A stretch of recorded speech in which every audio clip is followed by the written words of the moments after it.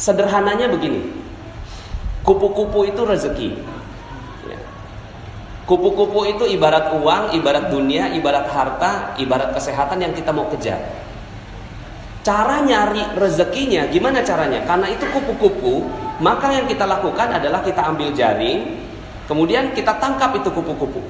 Yang kita pelajari pun setiap hari di kuliahan, anak-anak didik kita, anak-anak kita semua dididik untuk pertama bisa punya jaring, kedua bisa cekatan dan gesit dalam menangkap kupu-kupu. Itu yang dari dulu diajari ke anak-anak kita. Sekarang ini model pembelajaran kita sekarang seperti itu, ngejar kupu-kupu. Kenapa? Kupu-kupu itu proyek, uang, harta, hal yang enak-enak segala macam, itu dicarinya dengan cara seperti itu. Akhirnya apa yang terjadi? Semuanya ngejar kupu-kupu. Pas ditangkap, dimasukin dalam sangkar, seneng. Kemudian besoknya lebih terampil lagi.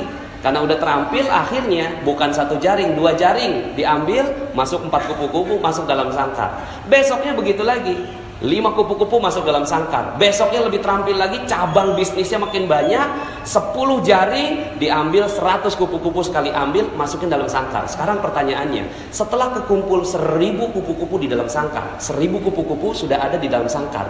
Lalu kemudian kita ingin bermain dengan satu kupu-kupu. Ingin bermain dengan satu kupu-kupu. Kita mulai buka pintu sangkarnya, lalu kemudian kita pengen bermain dengan satu kupu-kupu. Gimana perasaannya, Pak? Terkumpul 1000 kupu-kupu di dalam sangkar, lalu kemudian kita pengen buka pintunya. Pas dibuka pintunya, ya keluar semua. Perasaan apa yang ada pada saat itu? Perasaannya, apa perasaannya? Galau, khawatir, cemas, takut, gelisah. Itulah dunia. Itulah dunia. Kita selama ini, anak-anak kita, belajar yang tinggi. Buat apa, Pak? Buat supaya kamu dapat nilai tinggi. Terus, supaya kamu bisa kerja. Terus, supaya kamu bisa nikah. Terus, semuanya diajarinya untuk apa? Untuk bisa ngambil kupu-kupu. Tapi, anak kita bingung. Bahagianya di mana? Pas mau dinikmati, kemudian dia mulai buka pintunya. Kok saya nggak bahagia? Maka kalau mau bermain dengan kupu-kupu, kenapa tidak bangun taman? Kalau mau dapetin kupu-kupu dan bermain dengan kupu-kupu, kenapa tidak bangun taman? Cuma caranya berbeda, alatnya juga berbeda. Yang satu ke atas, yang satu ke bawah. Dia mulai cangkul, pelan-pelan, masukin benih, dijagain, disiramin, dipupukin, lalu kemudian tangkainya mulai muncul, lalu kemudian daunnya muncul, bunganya muncul. Pas bunganya muncul, kebahagiaan terus berlipat. Ketika kupu-kupu itu datang, kupu-kupu udah pasti datang kalau ada bunga. Udah sunatullah. Kalau udah ada bunganya, itu kupu-kupu pasti datang. Sekarang pertanyaan saya, ketika ada satu kupu-kupu dan kita bermain dengan kupu-kupu itu, ada nggak perasaan yang tadi? Ada? Resah, galau, gelisah, cemas, ada? Halo? Udah nggak ada ya? Begitu yang harusnya dilakukan untuk mencari rezeki. Cuma selama ini yang kita lakukan adalah ngambil kupu-kupu dan nggak punya taman. Akhirnya apa yang terjadi? Malam hari galau. Kenapa? Kupu-kupu hilang. Dicuri, hilang. Hilang handphone, galau. Diputus pacar, besok bunuh diri. Anak-anak kita sekarang, jangan sembarangan Bapak Ibu. Mungkin zaman-zaman kita, ini saya mulai memahami psikologi anak-anak kita sekarang. Mereka hilang loh Pak. Hilang mereka, kebahagiaan hilang. Mereka berpikir bahwa kebahagiaan itu bisa didapat di gadget, di dubsmash. Tahu dubsmash?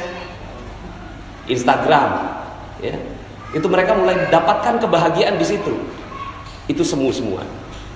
Maka hati-hati, anak-anak sekarang itu mulai hilang tamannya. Mereka nggak punya taman, yang mereka kejar adalah kupu-kupu. Ketika mereka kejar, kupu-kupunya hilang, malam datang, kupu-kupu hilang. Anak-anak sekarang nggak ada yang kuat nahan cobaan Pak. Nahan ujian, nahan musibah. Anak-anak sekarang itu galaunya luar biasa. Maka hati-hati, mungkin dulu kita masih ada sedikit sisa-sisa taman. Tapi sekarang anak-anak sekarang kita mulai harus merubah gaya kita. Makanya sekarang semua pada kebingungan. Coba Bapak Ibu perhatikan, lulusannya kimia tapi malah kerjaan yang lain. Lulusannya arsitek tapi kerjaan yang lain. Pernah ada yang perhatiin itu? Berapa banyak orang yang kerjaannya sekolahnya A, pekerjaannya A? Sedikit sekali. Di Amerika datanya hanya 4%. Itu di Amerika yang link and match-nya bagus. Tapi di Indonesia, Masya Allah. Maka cara nyari rezeki sederhana. Gimana cara nyari rezeki? Bangun taman. Ini yang selama ini kita tinggalkan. Kita nggak punya taman. Akhirnya apa? Galau, gelisah, khawatir, cemas. Kita nggak punya taman. Yang kita cari kupu-kupu. Seneng banget tuh, ada orderan, ada project, ada harta, apa segala macam datang. Tapi kita mau beli sesuatu, beli mobil aja. Pas mau beli mobil, sebelum tuh mobil masuk, kita bikin sangkarnya dulu. Kenapa? Karena takut kalau kupu-kupunya hilang. Tuh. Nah, terus gimana dong? Ya udah, sekarang ganti fokus. Kalau kemarin tadi kan semalam kan saya bilang utang tuh lunas, ya kan? Karena memang kalau kita masih ada hawa utang, itu rezeki nggak akan pernah datang. Hawa utang, rezeki nggak bisa datang. Ya. Tapi kalau hawanya utang udah lunas, insya Allah gampang banget tuh datang. Nah itu salah satu tamannya rezeki. Nah untuk memupuk itu ada 3 hal. Fokuslah pada 3 hal ini. Fokuslah pada 3 hal. Pertama, pikiran yang positif. Pikiran yang positif bahwa segala sesuatu bagus, segala sesuatu indah, husnudzon billah. Ini adalah taman yang paling indah. Taman yang paling indah adalah husnudzon billah. Husnudzon billah itu apa? Pokoknya semuanya positif dah. Masuk rumah sakit positif, ya kan? Bangkrut positif, ya. Jalanan kemarin macet apa penuh? Nah, penuh. Udah nggak ada jalanan macet di Jakarta ya. Nah, ini namanya positive thinking. Ajarin anak-anak kita ini tentang husnudzon billah. Kalau anak-anak kita berhasil mendapatkan ini, maka ini adalah sebuah kebahagiaan yang luar biasa. Yang perlu dicari ini positive thinking, positive thinking. Yang kedua, ketenangan jiwa. Ini yang perlu dikejar. Ketenangan jiwa ini namanya positive feeling. Kalau bahasanya kan positive thinking, positive feeling. Rasa itu harus tenang, cool, damai, enak, setenang samudera. Nggak boleh ada perasaan deg-degan. Deg-degan sedikit, itu langsung hilang seluruh rezeki. Jadi misalnya nih, kita punya utang. Katakanlah masih punya utang ya, orang sana ya. Kalau di sini kan udah nggak ada yang punya utang ya. Orang sana masih ada utang. Terus kemudian gitu ya, ketemu sama debt kolektornya. Udah 1 bulan selalu menghindar sama debt kolektor. Pas banget saat itu dia lagi ngantri makanan di mall, pas balik debt kolektornya ada di belakang. Kira-kira bagaimana jantungnya? Ya, mau copot katanya. Deg-degan, berdebar. Berdebar adalah ciri rezeki hilang. Berdebar, jantung berdebar itu ciri bahwa kita tidak punya rezeki lagi. Tamannya hilang. Maka apa yang harus dilakukan? Yang harus dilakukan mendidik jiwa supaya tenang dalam segala kondisi. Bisa nggak kita seperti itu? Nah kalau bisa seperti itu, itulah harta kekayaan terbesar. Cuma gimana cara ngedidiknya ini? Ya ini panjang banget ini penjelasannya.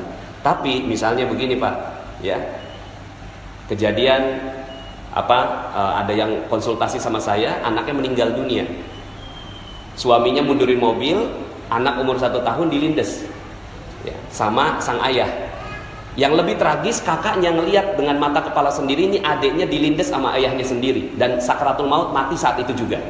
Sang istri keluar lagi masak, pas ngeliat gitu kan, menggelepar-gelepar gitu, digedor-gedor pintu jendelanya, terus kemudian turun sang ayah.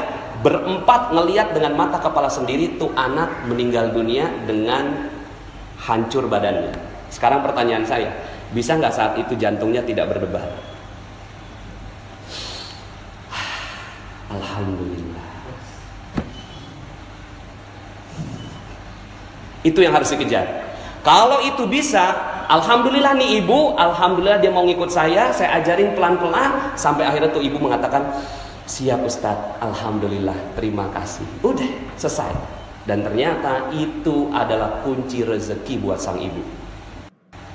Lah kita, berapa banyak kita melakukan kesalahan rezeki.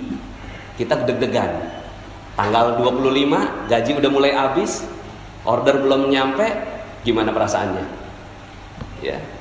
Terus kemudian dagangan belum laku, gimana perasaannya?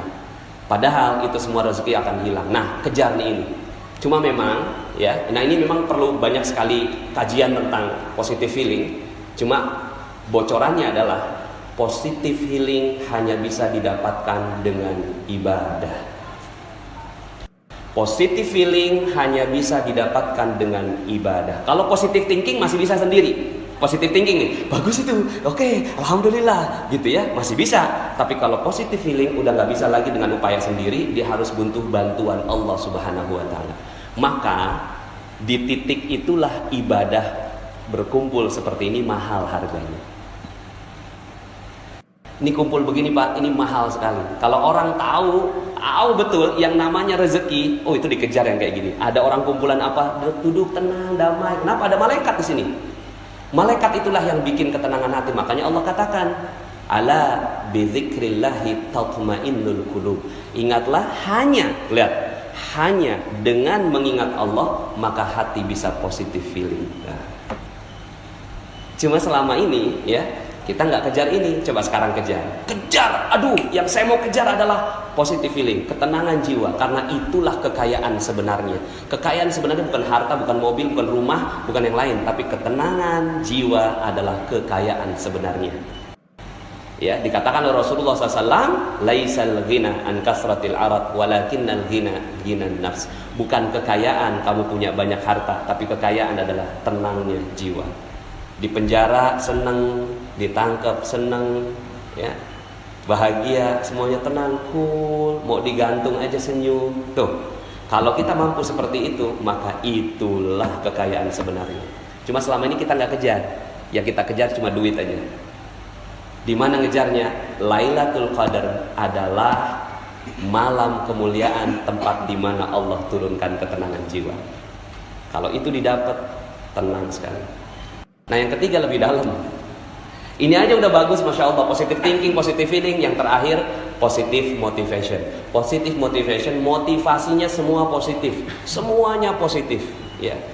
Bahwa motivasinya bukan untuk mencari uang, motivasinya untuk membahagiakan orang lain. Nah ini panjang sekali kajiannya, ya. Mudah-mudahan dalam kesempatan yang lain, ini pokoknya cirinya 3 aja. Kejar ini.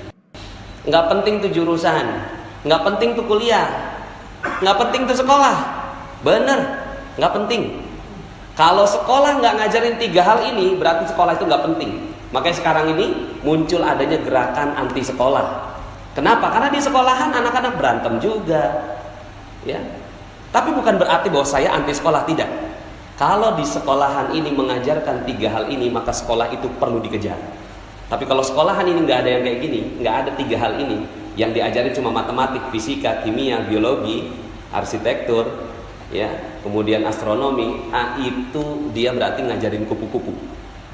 Tapi kalau dia ngajarin taman, dia ngajarin 3 hal ini, sehingga anak ada apapun dia senang, bahagia. Anak ada apapun dia tenang. Ada azan, dia langsung lari ngejar tuh azan. Kenapa? Di situ ada ketenangan jiwaku, Pak. Di situ ada ketenangan jiwaku, Mah. Maka aku akan kejar itu. Kalau ada sekolah yang ngajarin kayak gini, kejar ke sekolah. Karena itulah sebenar-benarnya kekayaan. Demikian, mohon maaf atas segala kekurangan. Kita balik semuanya logika rezeki kita supaya kita betul-betul dapetin rezeki yang insya Allah barokah. Hai guys, jangan lupa subscribe YouTube channelnya ya.